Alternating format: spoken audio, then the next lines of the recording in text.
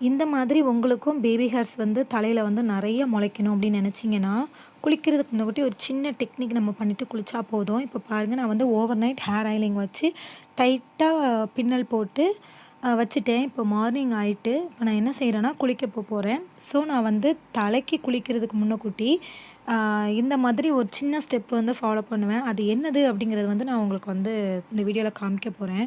First நம்ம வந்து பின்னல நல்லா எடுத்து விட்டுட்டு, சிக்கல் எடுக்கணும். முடிய வந்து சிக்கல் வந்து ஒண்ணு விடாம எடுத்துக்கோங்க.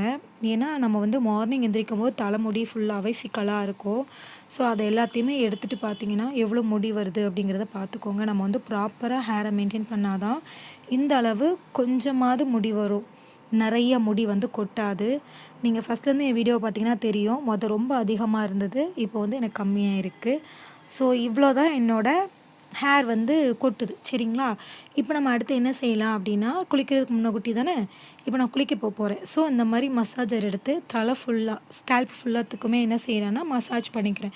இது வந்து பிளட் சர்க்குலேஷன் சூப்பரா இருக்கும். இதுக்கப்புறம் நீங்க எந்த ஹேர் பேக்னாலும் யூஸ் பண்ணிட்டு தலைய வாஷ் பண்ணிக்கோங்க. இப்படி செஞ்சுட்டு வந்தீங்கன்னா, உங்களுக்கு வந்து ஹேர் சூப்பர் குரோத் இருக்கும். அதே மாரி டெய்லியுமே ஹேர வந்து மசாஜ் பண்ணிக்கோங்க. இப்போ நான் மசாஜ் பண்ணிட்டு ஒரு 10 மினிட்ஸ் கழிச்சு, பிளெயின் வாட்டர்ல வாஷ் பண்ணிருவேன்.